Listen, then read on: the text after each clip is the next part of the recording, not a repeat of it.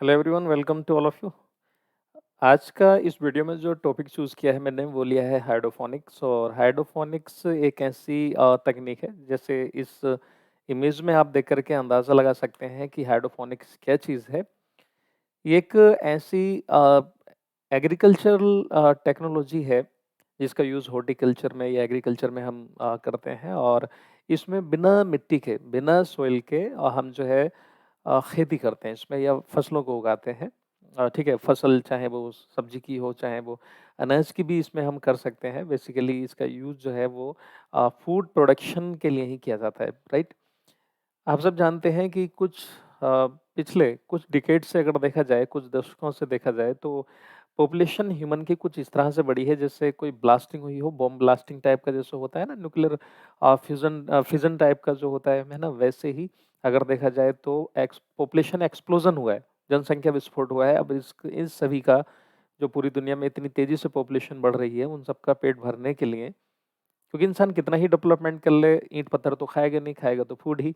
तो उस सब की नीड को पूरा करने के लिए साइंटिस्टों ने जो है एक ऐसी तकनीक को विकसित किया जिसके ज़रिए क्या है, काफ़ी हद तक हम फूड की कमी को दूर कर सकेंगे, राइट? तो इसमें क्या होता है हाइड्रोफोनिक्स में, जैसे कि इस नाम में ही लिखा है हाइड्रो।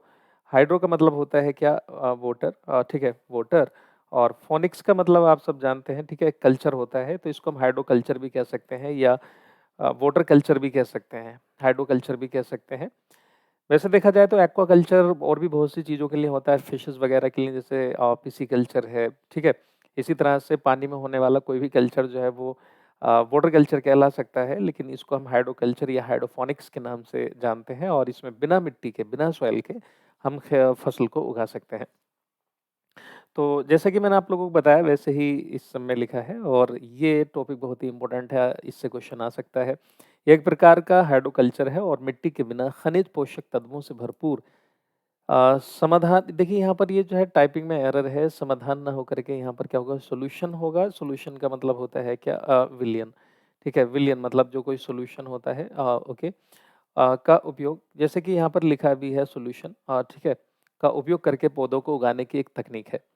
स्थलीय वनस्पतियों को उनकी जड़ों के साथ केवल खनिज घोल में या वज्री या पेलाइट जैसे निष्क्रिय माध्यम में उगाया जा सकता है। एक्चुअल में क्या होता है कि जो भी पौधे को पोषक तत्व चाहिए होते हैं, जैसे हमने इससे पहली वाली वीडियो में, जो इसके जस्ट पहले वाली वीडियो है, उसमें हमने पढ़ा था माइक्रो एंड मैक्रो न्यूट्रिएंट्स पढ़े थे, पोषक तत्वों के बारे में पढ़ा था पेड़ पौधों के। तो वो पेड़ पौधों को जो ज़रूरी पोषक तत्व होते हैं हम प्रदान करते हैं वाटर के ज़रिए। वाटर में डाल करके बिना मिट्टी के, उसी में जो पानी का सॉल्यूशन होता है उसी में हम इसको डाल देते हैं। और क्या होता है कि पौधे अपने पोषक तत्व ले लेते हैं और बहुत अच्छे से ग्रो कर जाते हैं। The nutrients in hydroponics could be obtained from duck manure, fish waste and from normal nutrients. Hydroponics में पोषक तत्व बत्तख की खाद, जैसे यहाँ पे बोल दिया, मछली के अपशिष्ट और सामान्य पोषक तत्वों से प्राप्त किए जा सकते हैं। समझ रहे ना? और भी हम जो है इसमें पोषक तत्व अलग से भी हम ला सकते हैं, कुछ आर्टिफिशियल जो मतलब फर्टिलाइजर्स होते हैं। फर्टिलाइजर्स आर्टिफिशियली होते हैं वैसे। तो जो ये उर्वरक होते हैं उन सबको हम मिला सकते हैं इसमें पौधे को न्यूट्रिएंट्स प्रदान करने के लिए। As we all know, plants need soil for their nutrients. Hydroponic system follows the same principle as all necessary nutrients are supplied well in the advance. तो इसमें क्या होता है कि ये भी बिल्कुल वैसी ही तकनीक है, बट इसमें बिना मिट्टी के जो है पेड़ पौधों को उनके पोषक तत्व प्रदान कर दिए जाते हैं, जिससे बहुत अच्छी तरह से फसल होती है। जैसे देखिए, जो हाइड्रोफोनिक्स है वो दो तरह की होती है। कैसे? एक तो वर्टिकल। वर्टिकल का मतलब जो है सीधा सीधा, जिस तरह से आप इस इमेज में देख करके अंदाजा लगा सकते हैं कि यहाँ पर सब में आप देखिए कि यहाँ पर भी फर्स्ट है ना, यहाँ पर भी ये निकला हुआ है, यहाँ पर इस तरह से करके। तो एक सीधा-सीधा सा पाइप लगा करके और उसमें हम नीचे पोषक तत्व डाल देते हैं इसमें या पूरे में मिला देते हैं। कुछ इस तरह से अंदर पाइप सिस्टम भी लगा सकते हैं, या फिर पूरे को फिल भी कर सकते हैं, जिससे क्या होता है कि इनकी जो रूट्स होती हैं वो पानी में डूबी हुई रहेंगी और वहाँ से पोषक तत्वों को प्रदान करेंगी और बाहर कुछ इस तरह से ग्रोथ होगी, है ना? तो ये वर्टिकल है। अब इसी तरह से हॉरिजॉन्टल टाइप का भी हाइड्रोपोनिक्स हो सकता है। हॉरिजॉन्टल का मतलब ये है कि सीधे-सीधे, है ना? जैसे नीचे-नीचे लाइन पे ऐसे इस तरह से करके अगर हम अ, फसल को उगाते हैं या साग-सब्जी वगैरह इन सबको उगाते हैं, किसी भी पेड़-पौधे को उगाते हैं इस तरह से करके। तो उसको हम बोलते हैं हॉरिजॉन्टल हाइड्रोपोनिक्स बोलते हैं, और अगर सीधे-सीधा होगा तो वो आपका वर्टिकल होगा। इस को देख कर के आप अंदाज़ा लगा लें, अगर जैसे सीधा-सीधा इस तरह से करके पाइप में, है ना? तो ये वर्टिकल टाइप का हाइड्रोपोनिक्स है, और अगर इस तरह से करके पाइप लगे हुए हैं या कुछ और कंटेनर टाइप का कुछ लगा है, इस तरह से करके, तो उसको हॉरिजॉन्टल हाइड्रोपोनिक्स कहा जाता है, राइट? अब इसके कुछ फ़ायदे भी हैं, क्योंकि कुछ चीज़ें ऐसी होती हैं कि कुछ के फ़ायदे भी होते हैं, तो नुकसानात भी होते हैं, है ना? तो इसके फ़ायदे देखिए, एक तो पहला फ़ायदा ये है कि conservation of water and nutrients, पानी और पोषक तत्वों का संरक्षण होता है इसमें। एक्सेसिव जो यूज़ किए जाते हैं ख़ास करके न्यूट्रिएंट्स या वाटर की क्वांटिटी, वो बच जाती है, तो एक काइंड ऑफ कंज़र्वेशन है, संरक्षण है पानी और पोषक तत्वों का। दूसरा ये है, no manure use for fertilisers, pesticides and other chemicals. उर्वरकों, कीटनाशकों और अन्य रसायनों का अधिक उपयोग नहीं है। मतलब यूज़ तो है, लेकिन बहुत कम इस्तेमाल है, और बहुत कम से भी क्या है, अच्छे से फसल को ग्रो कराया जा सकता है, राइट? तीसरा इसका जो बहुत बड़ा फ़ायदा ये है, जो क्या है कि इसको आप कहीं पर भी जो है उगा सकते हैं, मतलब जो पेड़-पौधे हैं इसके इस तकनीक के ज़रिए, और इसमें बहुत कम जगह में भी क्या है, ज़्यादा फसल को उगाया जा सकता है, क्योंकि अगर हम इस तरह से करके पाइप लगा करके इस तरह से करने लगें, या फिर हम ऐसे-ऐसे करें, तो उसको, है ना, वैसे जो आपका हॉरिज़ॉन्टल होगा, ठीक है, वर्टिकल होगा, तो उसमें हम जो है कम जगह में भी ज़्यादा चीज़ों को उगा सकते हैं, क्योंकि आसमान अपना है, ऊपर तक इस तरह से कर दिखलाइए, क्योंकि जैसे मान लो कि अगर कोई लैंड एरिया है, ओके, 1 एकड़ लैंड एरिया है मान लीजिए, सपोज़ कीजिए, तो भई इसमें एक ही बार तो फसल उगाएँगे हम, अगर नीचे अगर सॉइल में उगाएँ तो। लेकिन अगर हम इसके ऊपर इस तरह से ऐसे करके जो है लेयर बनाते चलाएँ, तो 1-1 मीटर पे या और डेढ़-डेढ़ मीटर पे, तो इस तरह से काफ़ी ऊपर तक हम बहुत ज़्यादा फसल को जो है उगा सकते हैं। काफ़ी हद तक जो है फूड प्रोडक्शन को बढ़ाया जा सकता है। फिर उससे अगला जो इसका एक बहुत बड़ा फ़ायदा ये है कि अ ये it minimise the loss of the nutrients, जो पोषक तत्वों का जो नुकसान होता है, ठीक है? उसको कम कर देता है।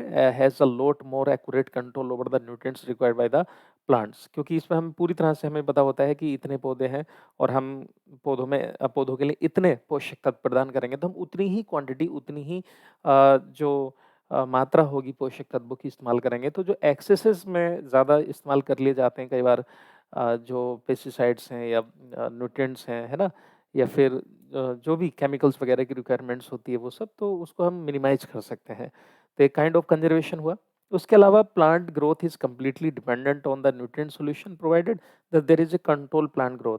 पौधे की जो वृद्धि होती है पूरी तरह से देखिए किस पर, जो पोषक तत्व विलयन विलयन पर निर्भर करती है। पोषक तत्व विलयन पर निर्भर करती है, और इसमें हम नियंत्रित यानी कंट्रोल मीडियम में हम अपनी मर्ज़ी से पोषक तत्व प्रदान करके बहुत ही अच्छी बेहतरीन तरीके से पौधे की ग्रोथ को हम करा सकते हैं, और एग्रीकल्चर प्रोडक्शन को बढ़ा सकते हैं। अब देखिए, ये तो हो गए फ़ायदे, लेकिन इसके जो है कुछ नुकसानात भी हैं। कुछ नुकसानात भी हैं, तो उन नुकसानात को हम इग्नोर तो नहीं कर सकते, उनको भी समझेंगे। तो कहीं न कहीं कुछ चीज़ के फ़ायदे भी होते हैं, थोड़े बहुत नुकसानात भी होते हैं।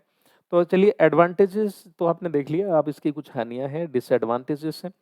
तो it is a supplement to traditional growing method which require high technical knowledge and training before starting the process. अब ये डेवलपिंग कंट्रीज़ के लिए, जो विकासशील देश हैं, उनके लिए बहुत दिक्कत हो जाती है, क्योंकि कैपिटल की कमी होती है, पैसे की कमी होती है। क्योंकि इस टेक्निक को करने के लिए अच्छा खासा क्या है, एक टेक्निकल नॉलेज भी होना ज़रूरी होती है, और जो है इक्विपमेंट्स की भी जो है कई बार ज़रूरत पड़ सकती है इसके लिए। तो यह पारंपरिक उगाने के तरीकों का पूरक है, जिसके लिए प्रक्रिया शुरू करने से पहले उच्च तकनीकी ज्ञान और प्रशिक्षण की आवश्यकता होती है ना? तो एक तो यही ट्रेनिंग इंस्टीट्यूट कम होते हैं डेवलपिंग कंट्रीज़ में, लोगों को रुझान भी देखा जाए तो उतना नहीं, मतलब जो पब्लिक अवेयरनेस होती है, ठीक है? जो जन जागरूकता वगैरह होती है, वो भी सब क्या है, कम होती है, तो उसको पहले से हमें ट्रेनिंग देनी होगी, ओके? और एक अच्छा जब टेक्निकल नॉलेज बिल्डअप हो जाएगा, तो है ना, तब जो हम इसको कर सकते हैं। और एक दिक्कत इसकी एक ये है कि it is a time consuming process, एक समय लेने वाली प्रक्रिया है। और इसमें एक चीज़ और भी है, कहीं-कहीं ये लिखा आपने देखा होगा कि कई बार जो हम न्यूट्रिएंट सप्लाई करते हैं वाटर में, उसमें कई बार बैक्टीरिया इतने ज़्यादा लग जाते हैं। वैसे तो ज़्यादातर बैक्टीरिया यूज़फुल ही हैं, लेकिन कुछ बैक्टीरिया जो है वो हार्मफुल भी होते हैं। तो बैक्टीरिया, फंगस इसकी वजह से कई बार क्या होता है, बहुत सी बीमारी फैलने का भी एक खतरा रहता है। वैसे कई हम ऐसे एंटीबैक्टीरियल, एंटी फंगल मटेरियल का यूज़ करके, केमिकल्स का यूज़ करके इस प्रोसेस को तो ख़ैर मतलब इस प्रॉब्लम को हम कम कर सकते हैं। तो ये थे कुछ फ़ायदे और नुकसानात किसके, हाइड्रोपोनिक्स के। बट जब पॉपुलेशन इस तरह से तेज़ी से बढ़ रही है तो उन सबको फूड प्रदान करने के लिए हमें ऐसी-ऐसी तकनीक को डेवलप करना होगा, हाइब्रिड बनाने होंगे, है ना? जीएमओ, जेनेटिकली मॉडिफाइड जो ऑर्गेनिज़्म होते हैं, जो जीएमओ क्रॉप्स होती हैं, उन सबको कुछ हद तक सस्टेनेबिलिटी को अपनाते हुए जो सस्टेनेबिलिटी होती है, ओके, सतत विकास की धारणा को अपनाते हुए, जिससे है ना एनवायरनमेंट भी खराब ना हो, ओवर एक्सप्लॉइटेशन भी नहीं हो रिसोर्स का, वो बचा भी रह जाए और जो आने वाली जनरेशन है उसके लिए भी बचा रह जाए, और एनवायरनमेंट को लॉस भी ना हो और हमारी भी नीड भी फुलफिल हो जाए। तो सस्टेनेबिलिटी को अपनाते हुए, इन सबको ध्यान में रखते हुए ठीक है कि क्या इसके नुकसानात हो सकते हैं, हमें ऐसी तकनीक को डेवलप करना होगा ताकि आने वाले समय में लोगों को फूड की जो कमी है वो महसूस ना हो। ठीक है, वीडियो कैसी लगी कमेंट बॉक्स में बताइएगा ज़रूर। इसी तरह की वीडियो देखने के लिए आप चैनल को सब्सक्राइब कर सकते हैं, दोस्तों वगैरह को जोड़ सकते हैं। कमेंट बॉक्स में बताइएगा ज़रूर कैसी लगी वीडियो। कल फिर नए टॉपिक के साथ मैं फिर से आपको एक वीडियो प्रोवाइड करूँगा, तो देखना ना भूलिएगा। ओके, जय हिंद, जय Bharat, bye bye, take care. मिलते हैं अगली वीडियो में, तब तक अपना ख्याल रखें। Bye bye, take care.